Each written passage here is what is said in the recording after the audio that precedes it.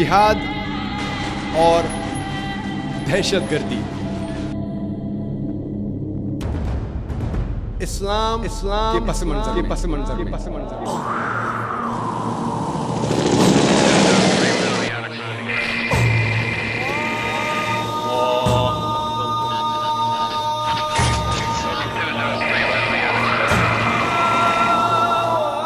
वकुल जाल हक व ज़ाक़िल बातिल इन्नल बातिल कान ज़हूक़ा।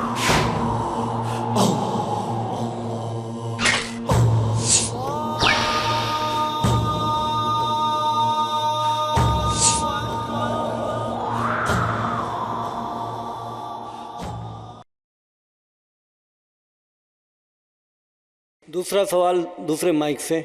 अस्सलाम वालेकुम, मेरा नाम अब्दुल सलाम खां है। मेरा एक छोटा सा सवाल है कि इससे पहले अभी आपने लेक्चर में फरमाया था कि अहले हिनूद की किताबों में हुज़ूर सल्लल्लाहु अलैहि वसल्लम का जिक्र कई जगहों पे आया है।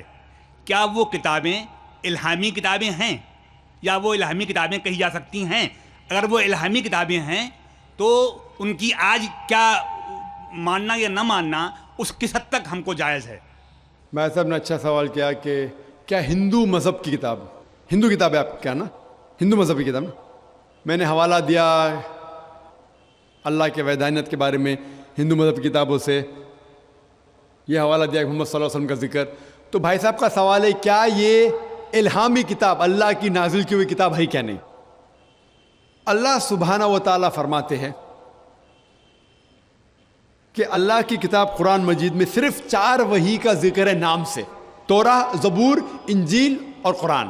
तौराह वो वही है जो मूसा अलैहिस्सलाम पे नाजिल की गई थी, ज़बूर दाऊद अलैहिस्सलाम पे नाजिल की गई थी, इंजील ईसा अलैहिस्सलाम पे और कुरान मोहम्मद सल्लल्लाहु अलैहि वसल्लम पे।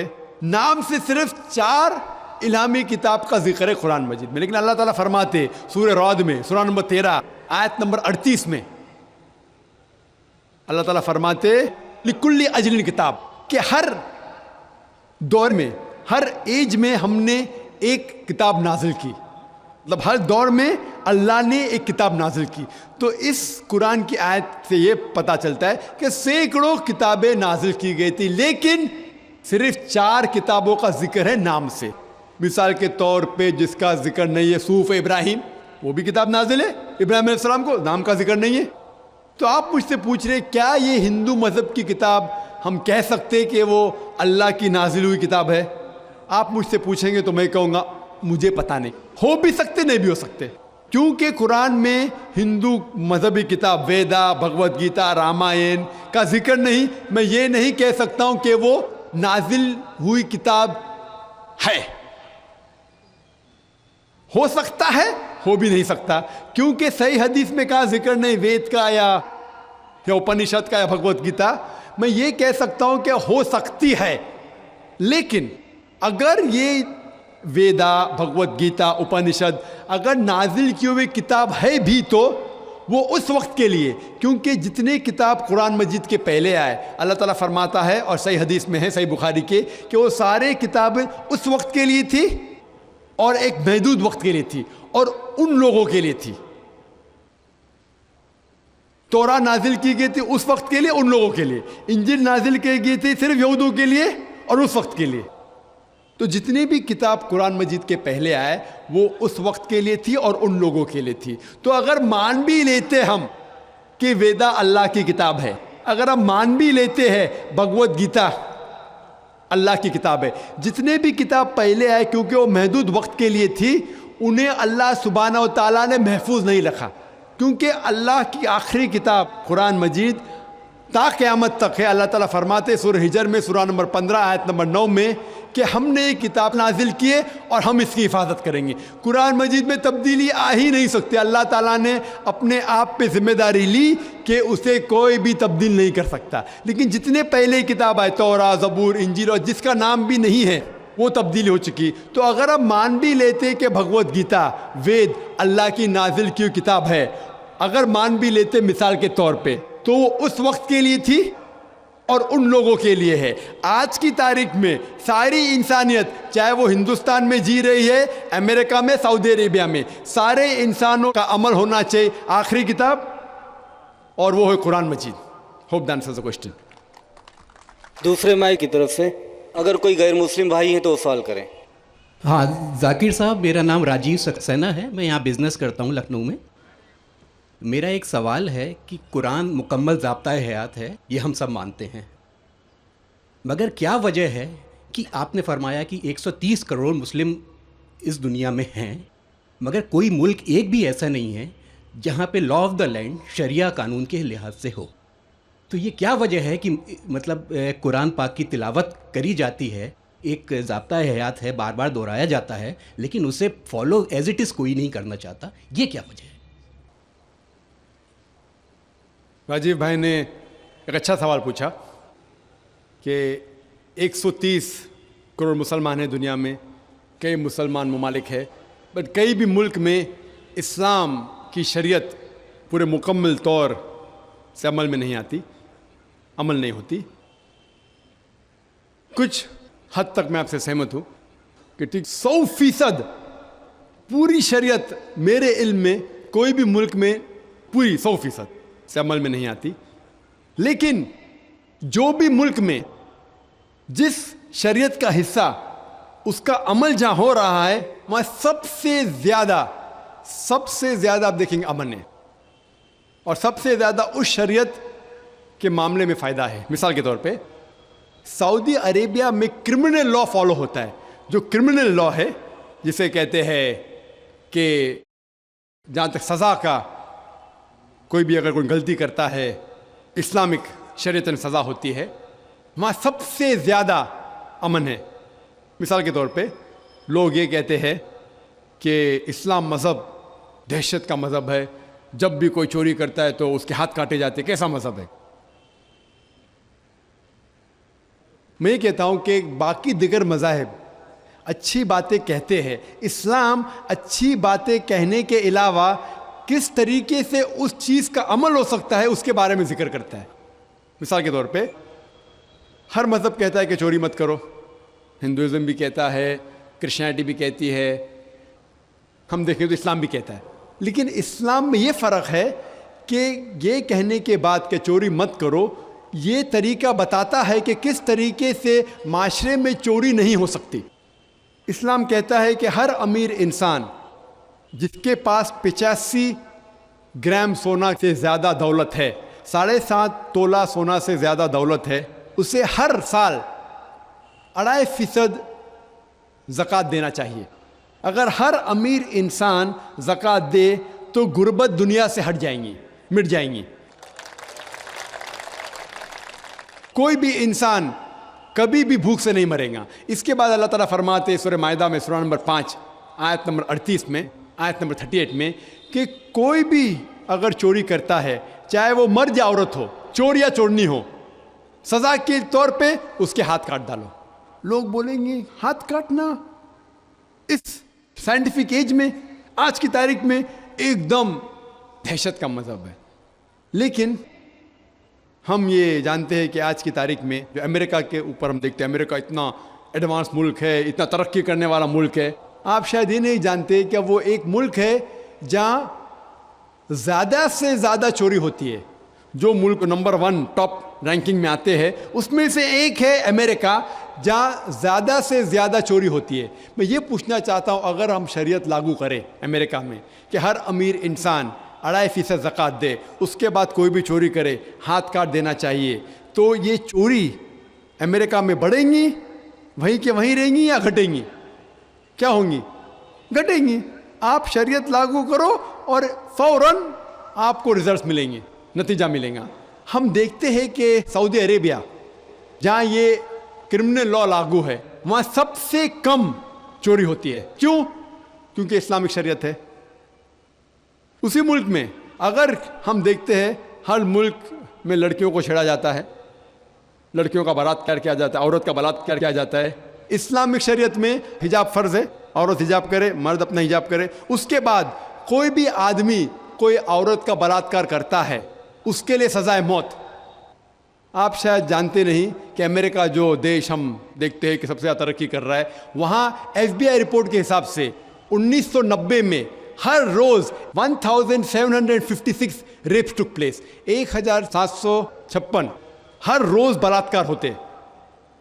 آپ نئی رپورٹ پڑھتے 1996 کی crime bureau US department of justice, یہ رپورٹ کہتی ہے کہ ہر روز 1996 میں ہر روز 2713 بلاತ್ಕಾರ ہوتے, ہر روز, یعنی ہر 32 سیکنڈ میں ایک بلاತ್ಕಾರ ہوتا ہے, ایک زنا بالجبر ہوتا ہے امریکہ میں ہر 32 سیکنڈ میں.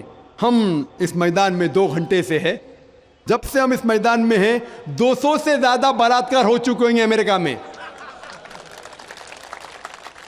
میں یہ پوچھنا چاہتا ہوں, اگر ہم شریعت لاگو کرے امریکہ میں کہ خواتین حجاب کرے, مرد حجاب کرے, اس کے بعد اگر کوئی بلاತ್ಕಾರ آدمی کرتا ہے سزائے موت, تو یہ بلاತ್ಕಾರ کی تعداد بڑھیں گی, وہیں رہیں گے, گھٹیں گی؟ گھٹیں گی. اسی لیے جو یہ لا لاگو کیا گیا ہے سعودی عربیہ میں, سعودی عربیہ میں سارے دنیا میں سب سے کم بلاತ್ಕಾರ ہوتے ہیں, کیونکہ یہ شریعت ہے. تو جو بھی شریعت کا حصہ جو بھی ملک میں لاگو کیا گیا ہے, وہاں آپ فوراً امیجیٹ آپ نتیجہ پائیں گے. یہ میں مانتا ہوں کہ آج کوئی بھی دیش, میں یہ نہیں کہتا ہوں کہ سعودی عربیہ پوری شریعت 100% عمل میں لا رہی ہے, میں یہ نہیں کہتا ہوں, لیکن جو بھی حصہ شریعت کا کوئی بھی ملک اگر اس کو لاگو کرتا ہے اپنے ملک میں, فوراً نتیجہ ملتا ہے. اسی لیے آج کی تاریخ میں تسلیم کرتا ہوں کہ آج کی تاریخ میں کوئی بھی ملک نہیں میرے علم میں جہاں شریعت پوری طریقے سے لاگو ہو چکی. کچھ ملک میں کرمنل لا ہے, کچھ ملک میں اکنامک لا ہے. جو بھی شریعت کا لا آپ اپلائی کریں گے وہاں آپ کو نتیجہ ملتا ہے. اگر آپ دیکھنا چاہتے سب سے اچھی مثال, وہ مثال ہے محمد صلی اللہ علیہ وسلم کے دور میں, خلفاء راشدین کے دور میں. محمد صلی اللہ علیہ وسلم کے دور میں اور ان کے بعد حضرت ابو بکر, حضرت عمر, حضرت عثمان, حضرت علی رضی اللہ عنہ, ان کے دور میں الحمدللہ ثم الحمدللہ سب سے بہترین مثال ہے. آپ دیکھیں گے تاریخ میں ساری شریعت وہاں لاگو کی گئی تھی, اور اسی لیے لوگ ان کے زمانے میں سب سے زیادہ خوش تھے. امید ہے کہ جواب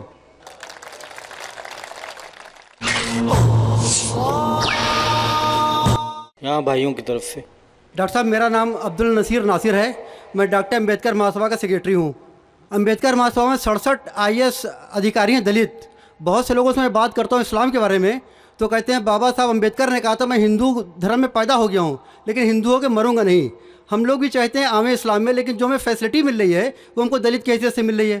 کیا دلت جو ہے اسلام قبول کر لے اور نام اپنا نہ تبدیل کرے اور ختنہ نہ کرائے, کیا ممکن ہے یہ؟ بھائی صاحب نے سوال کیا کہ دلت, بابا امبیڈکر صاحب کی کتاب میں پڑھ چکا ہوں. آپ بالکل صحیح فرماتے کہ بابا صاحب امبیڈکر, ڈاکٹر بابا صاحب امبیڈکر, ان نے جب دیگر مذاہب کی تحقیق کی سب سے بہترین مذہب انہیں لگا اسلام. افسوس کی بات ہے کہ ہم مسلمانوں نے کھلے عام انہیں قبول نہیں کیا, اس لیے انہوں نے دوسرا بہتر مذہب بدھزم کو قبول کیا. آپ کا سوال ہے کہ دلت اگر کہتے ہیں کہ ہم اسلام قبول کریں اور نام نہیں بدلے تو کیا یہ جائز ہے, اور ختنہ نہ کرے جائز ہے؟ نام بدلنا اسلام میں فرض نہیں ہے, نام بدلنا اسلام میں فرض نہیں ہے. اگر آپ کا نام شرکانہ نام ہے تو بدلنا فرض ہے, ورنہ نام بدلنا فرض نہیں ہے. آپ کا پرانا نام پرکاش ہو یا جان ہو, نام بدلنا فرض نہیں ہے. کئی آپ دیکھیں گے صحابہ نے نام نہیں بدلے, تو نام بدلنا فرض نہیں ہے. اگر کوئی شخص کہتا ہے کہ میں اسلام قبول کرتا ہوں, نام نہیں بدلنا چاہتا ہوں, بالکل جائز ہے. آپ کا دوسرا سوال, کیا ختنہ کرنا فرض ہے؟ ختنہ کرنا فرض نہیں, سنت موقدہ ہے, مستحب ہے, اچھی بات ہے, لیکن فرض نہیں. وہ ہمارے ہندوستان میں سرٹیفکیٹ دینے کے لیے ختنہ کرنا فرض ہے ہندوستان میں. آپ باہر جائیں گے تو ختنہ کرنا فرض نہیں, لیکن ختنہ کرنا اچھی بات ہے, بہترین ہے الحمدللہ, لیکن فرض نہیں ہے. یہ سنت ہے, کرنا اچھی بات ہے. تو اگر کوئی شخص کہتا ہے کہ میں اسلام قبول کروں گا, نام نہیں بدلوں گا اور ختنہ نہیں کہوں گا, تو میں کہوں گا اہلاً و سہلاً. کم از کم شرک سے تو بچیں گا, کم از کم دوزخ سے تو بچیں گا, جنت میں جائیں گا انشاءاللہ. دلت مذہب کی فیسلٹی لے سکتا ہے وہ؟ بھائی صاحب کا تیسرا سوال, دلت مذہب کی فیسلٹی. یہ دلت مذہب کی فیسلٹی گورنمنٹ دیتی ہے. یہ گورنمنٹ کا رول ہے, جو بیکورڈ کلاس ہے اس کو فیسلٹی ملتی ہے. کئی مسلمان جو اپنے آپ کو بیکورڈ کلاس کہتے ہیں ان کو بھی فیسلٹی ملتی ہے نا. کئی مسلمان نہیں جانتا, انصاری یا کچھ چند, سب نے چند. تو یہ فیسلٹی ملتی ان کو. تو آج کے مسلمان جو اپنے آپ کو بیکورڈ کہتے ہیں ان کو فیسلٹی ملتی, تو کوئی دلت اگر اسلام قبول کر سکیں گا تو گورنمنٹ کی فیسلٹی بھی ملیں گی, انشاءاللہ اللہ کی فیسلٹی بھی ملیں گی. آخری سوال بہنوں کی طرف سے. السلام علیکم ڈاکٹر صاحب. میرا سوال یہ ہے کہ میں کنورٹڈ مسلم ہوں, میرا نام امینہ قادری ہے, اور اسلام قبول کرنے کے بعد میں میرے ماں باپ بھائی بہن یہ سب کچھ مجھ سے ناراض ہو گئے ہیں. تو ان لوگوں کو کیسی دعوت دی جائے, کیا کتابیں آپ کی بھیج کر یا کس طرح سے, مطلب مجھے راستہ بتائیے پلیز. السلام علیکم. میں بہن کو مبارکباد دیتا ہوں کہ وہ اسلام قبول کیا الحمدللہ. اس نے یہ سوال کی کہ اسلام قبول کرنے کے بعد میرے والدین, میرے گھر والے, میرے بھائی بہن مجھ سے ناراض ہے. ہو سکتا ہے, لیکن الحمدللہ اللہ سبحانہ و تعالیٰ آپ سے خوش ہے. اللہ سبحانہ و تعالیٰ جو خالق ہے سارے کائنات کے, سارے انسان کے, اسے خوش کرنا اور اہم ہے. لیکن ساتھ ساتھ اگر والدین بھی خوش ہے تو اس کے جیسا کچھ چیز نہیں. الحمدللہ ثم الحمدللہ. میرے نظریے میں جو بھی انسان اسلام قبول کرتا ہے, جو بھی غیر مسلم اسلام قبول کرتا ہے, اس کا فرض ہوتا ہے کہ وہ والدین کے اور اپنے گھر والوں تک اسلام کی دعوت پہنچائے. اور اس کے لیے اس شخص کو جو نو مسلم ہوتا ہے اسے اور احتیاط لینا چاہیے کہ اپنے والدین کے ساتھ اچھا سلوک کرے. اگر وہ اسلام قبول کرنے کے پہلے جتنا اچھا اپنے والدین کے ساتھ تھا, اسلام قبول کرنے کے بعد اس سے سینکڑوں گنا اچھا ہونا چاہیے. تو کہ والدین کو پتہ لگنا چاہیے کہ ڈفرنس کتنا ہے, تبدیلی کتنا ہے. ارے پہلے میری بیٹی تو میری سب بات نہیں مانتی, ابھی سب بات مانتی ہے. تو جو چیز آپ کے والدین فرمائیں, جو کہتے ہیں, جو شریعت کے خلاف نہیں, وہ ساری بات کے اوپر عمل کرو. لیکن جو شریعت کے خلاف ہے ان باتوں کو صرف آپ عمل مت کرو. جو شریعت کے خلاف نہیں ہیں وہ باتوں پہ آپ عمل کرو, اور جتنا بھی ہو سکے انہیں خوش کرو, ان کی خدمت کرو, کیونکہ خدمت کرنا آپ کا فرض ہے. اور ان کو دعوت پہنچاؤ. دعوت پہنچانے کے کئی طریقے ہیں. آپ کسی کی تقریر سنتے, اس کا جواب پھر سے دہراتے ہیں, ان کو ویڈیو کیسٹ دے سکتے ہیں, وی سی ڈی دے سکتے ہیں. آپ ویب سائٹ پہ جا سکتے ہیں irf.net, میرے کئی کیسٹ موجود ہے, انگریزی میں, کچھ اردو میں ترجمہ ہو چکا ہے اس کا. تو آپ اپنی ساری کوشش کیجئے, آپ جد و جہد کیجئے. آپ کے لیے زیادہ افضل ہے کہ آپ اپنے گھر والوں تک اسلام کی دعوت پہنچائے, چاہے وہ آپ کی بات مانے یا نہ مانے. انشاءاللہ ہو سکتا ہے کہ اللہ تعالیٰ آپ کے ذریعے ان کو ہدایت دے, اور آپ کی سب سے بڑی محنت ہونا چاہیے کہ ان تک دعوت پہنچائے. اس کے جیسا میں نے کہا کہ ویڈیو کیسٹ سے, میرے آپ ویڈیو کیسٹ, اگر آپ کے والدین اگر ہندو ہے تو میرے کیسٹ ہے ہندوازم اور اسلام میں یکسانیت, اگر اس کو آپ پیش کریں گے تو انشاءاللہ ہو سکتا ہے کہ اللہ سبحانہ تعالیٰ ان کو ہدایت دے. تو جو موضوع سے وہ متاثر ہے, مثال کے طور پہ آپ کے والدین اگر سائنس سے متاثر ہے تو ان کو میری کیسٹ دیجئے, قرآن اور جدید سائنس. تو جو فن میں, جو میدان میں آپ کے والدین کو زیادہ دلچسپی ہے, اس میدان کے متعلق اگر آپ اسلام کی کیسٹ دیں گے یا کتابیں دیں گے تو ہو سکتا ہے کہ انشاءاللہ اللہ تعالیٰ انہیں ہدایت دے. Hope that answers the question. وآخر دعوانا الحمدللہ رب العالمین. محترم حضرات, آپ لوگوں نے ڈاکٹر صاحب کی تقریر سماعت فرمائی. اب میں اس ادارے کے ذمہ دار صدر جناب مولانا احسن جمیل صاحب کو دعوت دیتا ہوں کہ وہ سب کا شکریہ ادا فرمائیں. مولانا احسن جمیل صاحب. الحمدللہ رب العالمین والصلاة والسلام علی سید المرسلین محمد وآلہ وصحبہ اجمعین. اعوذ باللہ السمیع العلیم من الشیطان الرجیم. بسم اللہ الرحمن الرحیم. من یطع الرسول فقد اطاع اللہ وما ارسلناک علیہم حفیظا.